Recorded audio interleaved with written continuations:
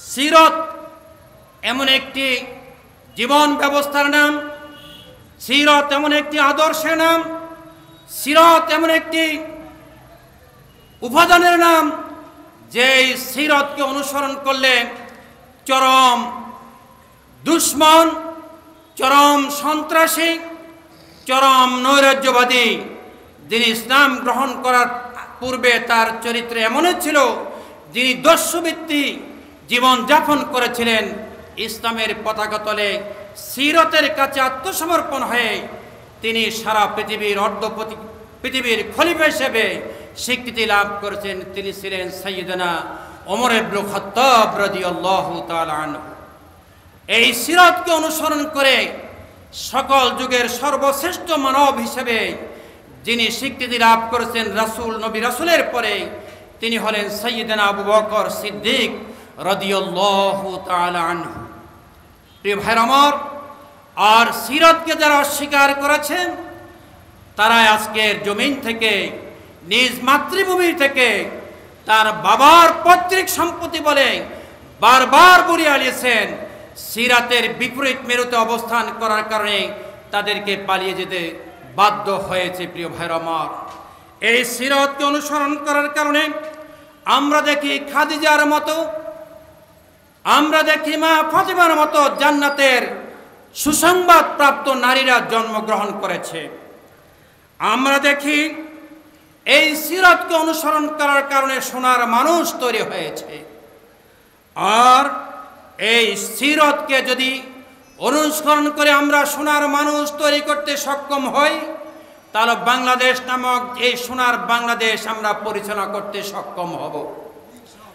আর এই যদি সিরতের আলোকে আমরা সোনার মানুষ তৈরি করতে ব্যর্থ হই, তাহলে সোনার বাংলা হাজার কোটি বারো বলালেও কখনো এই সোনার বাংলা সোনার মাটিতে রূপান্তরিত করা আদৌ সম্ভব হবে না, হবে না, হবে না। অতএব এই সোনার বাংলাকে গড়তে হলে বাংলাদেশকে সিরতের আলোকে সোনার মানুষ তৈরি করতে হবে। আর এই সর্বপ্রথম আমাদেরকে সোনার মানুষ হিসাবে প্রস্তুতি গ্রহণ করতে হবে। রাজি আছেন তো? আলহামদুলিল্লাহ। আমরা দুহাত দেখিয়ে উঠিয়ে উত্তোলন করে দেখাই, হে রব্বুল আলামিন, আমরা এই রামগঞ্জবাসীর পক্ষ থেকে দুহাত উত্তোলন করে আমরা আজকে জানিয়ে দিচ্ছি, তোমার নবীর সিরতের আলোকে আমাদের জীবনকে গঠন করার মাধ্যমে আমরা বাংলাদেশকে তোমার নবীর সিরতকে বাস্তবায়ন করার জন্য বদ্ধপরিকর। আমাদের এই তওবাকে, আমাদের এই শপথকে, আমাদের সিদ্ধান্তকে আপনি কবুল এবং মঞ্জুর করে নিন। প্রিয় ভাইরা আমার, আমরা আজকে যারা এখানে আছি, প্রিয় ভাইরা আমার,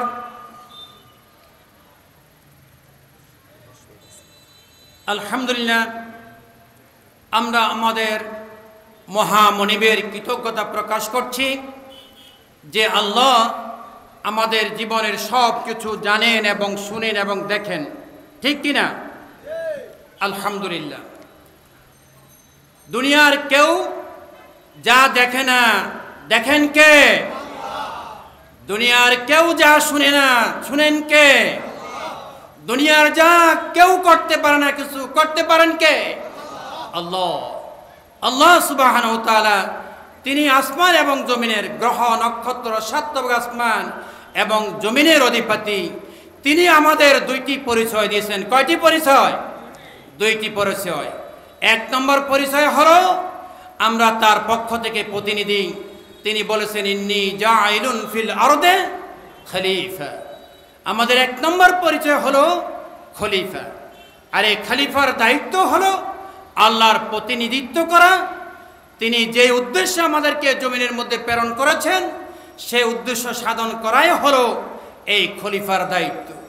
এই খলিফা কিভাবে তার দায়িত্ব পালন করবে, আল্লাহর এই প্রতিনিধির জমিনের মধ্যে কিভাবে তারা বিচরণ করবে, এই বিচরণ করার জন্য আল্লাহ নীতিমালা দিয়েছেন। সেই নীতিমালা হলো রাসূলের সুন্নাহ তথা রাসূলের আদর্শ তথা রাসূলের সিরত। আজকে আমরা যদি সে রাসূলের সিরত আলোকে যদি চলতে পারি, তাহলে খলিফার প্রতিনিধিত্ব করা আমাদের পক্ষে সম্ভব হবে। আর রাসূলের সেই প্রতিনিধিত্বমূলক যদি আমরা সিরত অনুসরণ করতে ব্যর্থ হই, তাহলে আল্লাহর গোলাম হিসেবে আমরা জমিনে পরিচয় দিতে সক্ষম কখনো হব না। প্রিয় ভাইরা আমার, এই জন্য আল্লাহর খেলাফত, আল্লাহর প্রতিনিধিত্ব পরিচয় দেওয়ার জন্য আমার দ্বিতীয় যে গুণ, যে পরিচয় আল্লাহ দিয়েছেন, সেই পরিচয় হলো আমরা আল্লাহর বান্দা, আমরা আল্লাহর গোলাম, তিনি আমাদের মনিব। আর এই মনিব এবং বান্দার মধ্যে সম্পর্ক হলো দাসত্বের সম্পর্ক, গোলামের সম্পর্ক। এখানে অন্য কোনো সম্পর্ক এখানে নেই। আল্লাহ বলেছেন, ওমা খালাকতুল জিন্না ওয়াল ইনসা ইল্লা লিয়াবুদুন, এই মানব জাতিকে আমি, জিন জাতিকে আমার ইবাদত ছাড়া অন্য কোন উদ্দেশ্যে আমি জমিনে তাদেরকে প্রেরণ করিনি। অতএব আমরা যদি আল্লাহর দেওয়া বিধানের বিপরীত মেরুতে দেখি, কোনো তন্ত্র মন্ত্রকে আমরা অনুসরণ করি, তাহলে কখনো সেই আদর্শ আমাদের পক্ষ থেকে গ্রহণ করা হবে না। আল্লাহ বলেছেন, ওমাই ইয়াবতাগি গায়রাল ইসলাম দীনান ফালা ইউকবালা মিন, তোমরা ইসলাম ছাড়া যদি অন্য কোনো আদর্শ গ্রহণ করো, অন্য কোনো মতাদর্শ গ্রহণ করো, অন্য কোনো ইজম যদি তোমরা অনুসরণ করো, তাহলে কখনো তোমাদের থেকে সেই ইজম, সেই আদর্শ, সেই মতাদর্শ গ্রহণ করা হবে না, অ্যাকসেপ্ট করা হবে না, ধারণ করা হবে না, কবুল করা হবে না, সেটা যতই সুন্দর হোক না কেন। এই জন্য আজকে বাংলাদেশের মানুষ আল্লাহর খেলাফতের দায়িত্ব ভুলে গিয়ে, আল্লাহর দাসত্বের কথা ভুলে গিয়ে, তার ইবাদতের কথা ভুলে গিয়ে আমরা মানব রচিত আদর্শে জাতাকলে আজকে আমরা নিষ্পেষিত হচ্ছি, আমরা জাতীয়তাবাদের আদর্শে নিষ্পেষিত হচ্ছে, আমরা ধর্ম নিরপেক্ষতাবাদের আদর্শে নিষ্পেষিত হচ্ছি, আমরা কমিউনিজমের আদর্শে আজকে আমরা নিষ্পেষিত হচ্ছি। 6 দফার আন্দোলনে আজকে আমরা সেখানে আজকে আমরা নিজের একত্ববাদকে আমরা ভুলে গিয়েছি, মানবতার শ্রেষ্ঠ মানুষ হিসেবে আজকে আমি আমার পরিচয় ভুলে গিয়েছি। আজকে আমরা 19 দফার আন্দোলনের পিছনে ঘুরছি, 18 দফার কর্মসূচির পিছনে ঘুরছি, কার্ল মার্কসের আদর্শে আমরা লালিত হচ্ছি, মাও সেতুনের আদর্শে আজকে আমরা লালিত হচ্ছি, প্লেটোর আদর্শকে আজকে আমরা ধারণ করছি। হে রামগঞ্জের যুবক ভাইয়ের আমার, হে রামগঞ্জের তৌহিদবাসীরা আমার, আপনাদেরকে স্মরণ করতে হবে, রাসূলের সুন্নাহকে বাদ দিয়ে যেই কোনো আদর্শ আমরা গ্রহণ করি না কেন, সেই আদর্শ কখনো আল্লাহর কাছে আমাদের থেকে গ্রহণ করা হবে না। অতএব রাসূলের সিরাত ছাড়া বিকল্প কোনো পথ আমাদের সামনে অবশিষ্ট নেই। এই জন্য আমাদের ব্যক্তিগত জীবন থেকে একেবারে রাজপ্রাসাদ পর্যন্ত রাসূল করিম সাল্লাল্লাহু আলাইহি সাল্লাম তার জিন্দেগীর মধ্যে সবচেয়ে বেশি যুবককে তিনি প্রাধান্য দিয়েছেন, ইয়াং জেনারেশনকে তিনি প্রাধান্য দিয়েছেন। যুবক এবং তারুণ্যের তিনি এক বিশাল সমাবেশ তিনি ঘটিয়েছেন। কি অপূর্ব সমাবেশ ঘটিয়েছেন, যেটা রাসূল করিম সাল্লাল্লাহু আলাইহি সাল্লামের আগেও কেউ ঘটাতে পারেনি, এবং তার ওফাতের পরে একবিংশ বৈজ্ঞানিক জাহিলিয়াতের যুগে আজ পর্যন্ত অদ্যাবধি যুবক এবং পৌরদের সমন্বয় সমাবেশ, এই জাতীয় সুন্দর সমাবেশ দুনিয়ার কোনো রাষ্ট্রনায়ক উপহার দিতে পারেনি।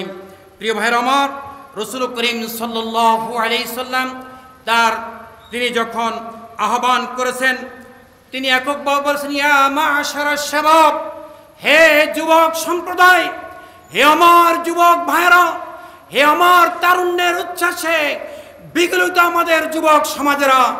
এইভাবে তিনি যুবকদেরকে আবেদন করেছেন, অভিবাদন জানিয়েছেন। তিনি কখনো বলেন নাই হে আমার যুবতী নারীরা, তিনি কখনো বলেন নাই হে আমার বৃদ্ধ পুরুষেরা, হে আমার বৃদ্ধ মায়েরা, হে আমার বৃদ্ধ নারী সমাজেরা। এই জাতীয় কোনো বক্তব্য রাসূলের জিন্দেগিতে কখনো দেন নাই। তিনি দিয়েছেন ইয়া মা'শারাশ শাবাব, হে আমার যুবকেরা। এইভাবে বিভিন্ন বক্তব্যে, খুতবার বক্তব্যে, আলোচনার মাঝে সমাজের বিভিন্ন জায়গায় তিনি যখন এই কথা বলতেন, তখন যুবকদেরকে উপলক্ষ করে, যুবককে সামনে রেখে, যুবকদেরকে নসিহা হিসেবে তিনি কথা বলতেন। তিনি যুবকদেরকে বাদ দিয়ে কখনো ওনার আলোচনার কিছু স্থান পান নাই। অতএব আমরা যারা আজকে এখানে এসেছি, আমাদের দায়িত্ব হলো, কর্তব্য, আমরা কেউ যুবক ছিলাম, কে এখন আমার যুবকের অভিভাবক হিসেবে আমরা ভূমিকা পালন করছি, অথবা যুবকের দায়িত্ব আমরা পালন করছি, অথবা যুবকদেরকে আমরা আগামী দিনে চট চলার জন্য আমরা উদ্ভাসিত করছি, পথ দেখাচ্ছি। আমাদের দায়িত্ব হলো রাসূল করিম সাল্লাল্লাহু আলাইহি ওয়াসাল্লাম যেইভাবে যুবকদেরকে তিনি আলিঙ্গন করেছেন, তাদেরকে কদর করেছেন, তাদেরকে সম্মান দিয়েছেন, তাদেরকে মর্যাদার আসনে ভূষিত করেছেন। আজকে আমাদের দায়িত্ব হলে যুবকদেরকে যদি আমরা তাদের সঠিক জায়গায় বসাতে পারি, তাহলে ইনশাআল্লাহ বাংলাদেশ থেকে সমস্ত অনাচার, বাংলাদেশ থেকে সমস্ত অনিয়ম, বাংলাদেশ থেকে সমস্ত বৈষম্য দূর হতে বাধ্য হবে। পিছনের রাস্তা দিয়ে পালাতে বাধ্য হবে। সামনের রাস্তায় যুবকদেরকে আলিঙ্গন করবে। এই দেশের ইথারের বাতাসের বেশি বেলা আল্লাহ রসুলের যে বক্তব্যগুলো তিনি যুবকদের জন্য দিয়েছেন, সেই বক্তব্যগুলো যুবকদেরকে আলিঙ্গন করবে। প্রিয় ভাই আমার, তিনি তৈরি করেছেন হযরতে আব্দুল্লাহ ইবনে ওমরের মতো ব্যক্তি, যিনি রাসূল করিম সাল্লাল্লাহু আলাইহি সাল্লামের জিন্দেগিতে অন্যতম একজন সাহাবী ছিলেন, যিনি জ্ঞান এবং গর্বে রাসূল করিম সাল্লাল্লাহু আলাইহি সাল্লামের অনুপম চরিত্রের যিনি দিশারি ছিলেন, রাসূলের লেবাসের যিনি অনুসারী ছিলেন, রাসূলকে যিনি তার বক্তব্য, কথা, চাল চলন, সামাজিকতার বিভিন্ন আঙ্গিকে যিনি রাসূলকে অনুসরণ করেছেন, তিনি হলেন আব্দুল্লাহ ইবনে ওমর। একবারে কি কচি বয়স থেকে তিনি রাসূলকে অনুসরণ করার সুযোগ পেয়েছেন। তার বয়স ছিল 20 থেকে 25-এর মধ্যে। প্রিয় ভাই আমার, তিনি আব্দুল্লাহ ওমরের মতো তিনি ব্যক্তি, জ্ঞান গর্ব ব্যক্তি তিনি তৈরি করেছিলেন। তিনি তৈরি করেছেন আব্দুল্লাহ ইবনে আব্বাসের মতো ব্যক্তি, যিনি মুফাসসিরিনদের মধ্যে রাইসুল মুফাসসির হিসেবে স্বীকৃতি লাভ করেছেন। তার মতো ভালো উপস্থাপক, কোরআনের ভাষ্যকার, কোরআনের ব্যাখ্যাকার আর কোনো যুবক পৃথিবীতে পর্যন্ত আসেনি। আমাদেরকে আজকে সে আব্দুল্লাহ ইবনে আব্বাসের চরিত্র, তার বৈশিষ্ট্য, সুষম এবং তার আদর্শিক যে নৈতিক চরিত্র ছিল, সেই চরিত্রের আলোকে আমাদের যুব সমাজকে গড়তে হবে। এটাই ছিল রাসূলের অন্যতম বৈশিষ্ট্য। রাসূল করিম সাল্লাল্লাহু আলাইহি ওয়াসাল্লামের সিরাতের মধ্যে আমরা একটি বক্তব্য পাই কোরআনের মধ্যে। সূরা তাহার 21 নম্বর আয়াতের মধ্যে বলা হয়েছে, ক্বালা খুযহা ওয়ালা তাখাফ সানুঈদুহা সিরাতাহাল উলা। এই কোরআনের 6666 আয়াতের মধ্যে একটি মাত্র আয়াতের মধ্যে সিরাতের কথা বলা হয়েছে। আমরা এখান থেকে সিরত কাকে বলে, এই সিরতের মৌলিক অর্থ হলো যেটার কোনো পরিবর্তন করা যায় না, যেটার বিয়োজন করলে কোনো চরিত্র থাকে না। রাসূলের তামাম জিন্দেগির মধ্যে বিয়োজন করার, মাইনাস করার কোনো ফর্মুলা পৃথিবীতে আবিষ্কার হয়নি। অতএব যেই বিষয়, যেই চরিত্র, যে আখলাক, যেটা কোনো পরিবর্তন ঘটানো যায় না, যার মধ্যে কোনো কমতি ঘাটতি করার কোনো সুযোগ নাই, মাইনাস করার কোনো সুযোগ নাই, সেটা হলো সিরত। অতএব এই পূর্ণাঙ্গ সিরতকে আমরা রাসূলের জিন্দেগি ছাড়া দুনিয়ার কোনো জিন্দেগির মধ্যে আমরা পাবো না। আব্দুল্লাহ ইবনে মাসউদ আরেকজন যুবক ছিলেন, যাকে রাসূল করিম সাল্লাল্লাহু আলাইহি ওয়াসাল্লাম দোয়া করেছেন। এবং ওমর ইবনে খাত্তাব রাদিয়াল্লাহু তাআলা আনহু যখন অর্ধ পৃথিবীর খলিফা ছিলেন, তখন তিনি বলেছেন, তোমরা যে কেউ কোরআনের ধারক হতে চাও, বাহক হতে চাও, কোরআনকার সত্যিকার অনুসারী হতে চাও, তাহলে আব্দুল্লাহ মাসউদের কাছে চলে যাও।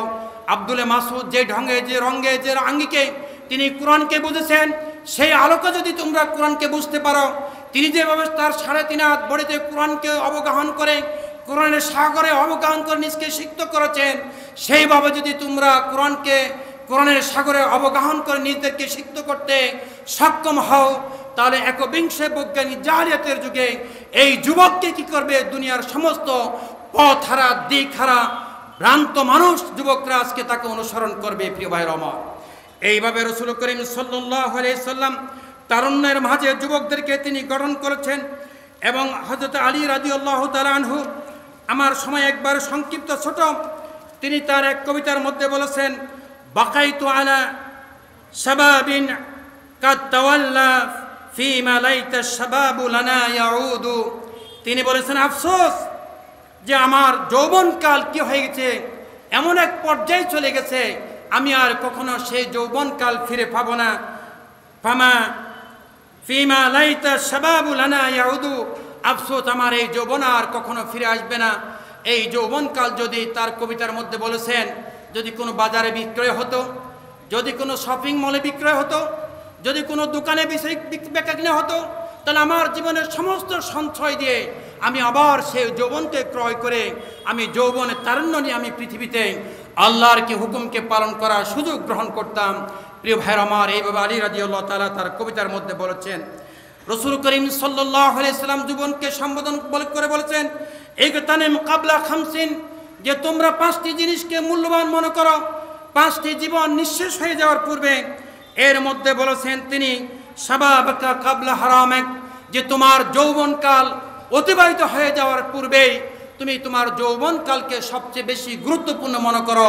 যদি তুমি কি করো, তোমার এই আখিরাতে সাফল্য অর্জন করতে চাও, দুনিয়ায় যদি তুমি সমৃদ্ধ জীবন যাপন করতে চাও, তাহলে তোমার যৌবনকালকে তুমি অত্যন্ত গুরুত্বপূর্ণ মনে করো।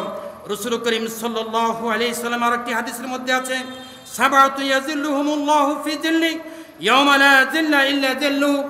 7 কাল কিয়ামতের কঠিন মুহূর্তে যখন আরশের নিচে আল্লাহর আরশের ছায়া ছাড়া আর কোনো ছায়া অবশিষ্ট থাকবে না, সেদিন 7 শ্রেণীর মানুষ ওই ছায়ার নিচে অবস্থান করবে। তাদের মধ্যে 2 শ্রেণীর কথা বলা হয়েছে, তারা হলো যুবক। 2 নম্বর বলা হয়েছে যে তারা শাবুন নাশা ফি ইবাদাতিল্লাহ, ওই যুবক যে আল্লাহর গোলামি করতে করতে, আল্লাহর দাসত্ব করতে করতে, আল্লাহর হুকুম পালন করার মধ্য দিয়ে তার যৌবনকালকে অতিবাহিত করে দিয়েছেন। সেই যৌবনকাল অতিবাহিত করা ব্যক্তি কাল কিয়ামতের দিন আল্লাহর কাছে আশরের নিচে হাশরের ময়দানে ছায়া পাবে। প্রিয় ভাইয়ের আমার, আল্লাহ বলেছেন ও রাজুলুন, এবং ওই ব্যক্তি, যেই যুবক একজন তম্বি তরুণী, বংশমর্যাদা সম্পূর্ণ একজন তম্বি তরুণী, তার যৌবনকালে তার নাই অপকর্ম করার জন্য যৌবনধারী যুবককে আহ্বান করেছে, আর তিনি সম্মান ইজ্জতের সাথে বলেছেন যে আমি আল্লাহকে ভয় করি, আল্লাহ ছাড়া আর কারো আনুগত্য আমি করতে পারি না। এই জাতীয় যুবকের জন্য রয়েছে আমাদের জন্য সুসংবাদ। প্রিয় ভাইয়ের আমার, এইভাবে আল্লাহ সুবহানাহু ওয়া তাআলার বিপদগামী যুবকের ব্যাপারে আল্লাহ অনেক যুবকদের ব্যাপারে বলেছে। হযরত আবু মুসা আশআরী কথা বলেছেন, হযরতে আব্দুল্লাহ মাসউদের কথা তিনি বলেছেন, ইন্নাকা গোলামুন মুআল্লিমুন, হে আব্দুল্লাহ মাসউদ, তুমি আল্লাহর এমন এক গোলাম যাকে আল্লাহর সুবহানাহু ওয়া তাআলা তোমাকে যুবকদের জন্য মুআল্লিম হিসেবে, শিক্ষক হিসেবে প্রেরণ করেছেন। এবং তিনি বলেছেন মুআল্লিমুস সাহাবা, আল্লাহ রাসূলের করিম সাল্লাল্লাহু আলাইহি সাহাবাদের মুআল্লিম ছিলেন আব্দুল্লাহ ইবনে মাসউদ। এবং আবু মুসা আশআরী তিনি অত্যন্ত কূটনীতিবিদ ছিলেন, প্রাজ্ঞ ছিলেন, তিনিও যৌবনধারী একজন ব্যক্তি ছিলেন। হযরত মুসআব ইবনে উমাইর রাসূল করিম সাল্লাল্লাহু আলাইহি ওয়াসাল্লাম তারুণ্যের ব্যক্তিকে মদিনায় প্রেরণ করেছিলেন। এক সদস্য বিশিষ্ট তিনি সেখানে গিয়ে এই তারুণ্য দিয়ে তিনি সেখানে মদিনাবাসীকে আকৃষ্ট করেছিলেন, ইসলামের ছায়াতলে আশ্রয় দান করেছেন, রাসূলের সিরাত দিয়ে তাদেরকে উদ্ভাসিত করেছেন এবং সেখানে রাসূলের হিজরত করার একটা প্রেক্ষাপট তৈরি করেছিলেন। তিনি ছিলেন একজন যুবক, তার নাম ছিল মুসআব ইবনে উমাইর। আমরা যায়েদ ইবনে সাবিতের কথা জানি, যিনি একজন কূটনীতিক ছিলেন এবং যাকে ইহুদিদের ভাষা শেখার জন্য আল্লাহ রাসূল উদ্বুদ্ধ করেছিলেন, আর কূটনীতির জন্য তিনি এই যুবককে তৈরি করেছিলেন। রাসূল যেখানে যেতেন সেখানে যায়েদকে তিনি পাঠিয়েছিলেন কূটনীতির দিন হিসাবে। এরপর উসামা বিন যায়েদের কথা আমরা জানি, যিনি 17 বছর বয়সে রাসূল করিম সাল্লাল্লাহু আলাইহি ওয়াসাল্লামের জীবদ্দশায় যিনি সেনাপতির দায়িত্ব পালন করেছিলেন। রাসূল করিম সাল্লাল্লাহু আলাইহি ওয়াসাল্লাম যখন 8ম হিজরিতে মক্কা বিজয় লাভ করেছিলেন, আর এই মক্কা বিজয়ের পরে তিনি একজন যুবককে দায়িত্ব দিয়েছিলেন, তার নাম ছিল আত্তাব ইবনে উসাইদ, যার বয়স ছিল 20 থেকে 21 বছর বয়সের। এইভাবে তারুণ্য দিয়ে নবী করিম সাল্লাল্লাহু আলাইহি ওয়াসাল্লাম তার চতুর্পাশে তিনি আলোকিত করেছেন।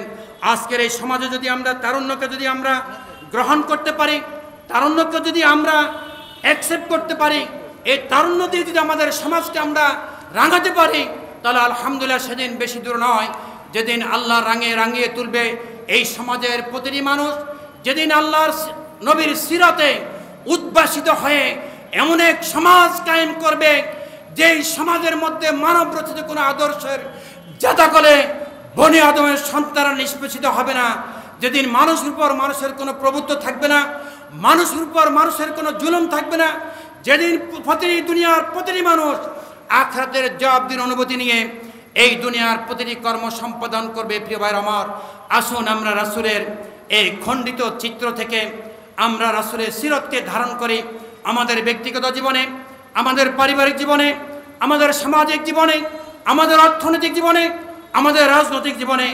আমাদের তরুণরা আমাদেরকে 2024 সালের 5ই আগস্টে যে বিপ্লব ঘটিয়েছে, আপনারা জানেন যে সমন্বয়করা ছিল তারা সকলে তরুণ, তাদের সকলের বয়স ছিল 25 বছরের নিচে। প্রিয় ভাই আমার, আসুন আমরা এই তরুণদেরকে মর্যাদা দিয়ে সম্মানের আসনে তাদেরকে আসীন করে আগামী দিনে সমাজ বিনির্মাণে রাসূলের সিরাতের আলোকে এই রামগঞ্জবাসীকে আমরা উদার্ত আহ্বান জানাচ্ছি।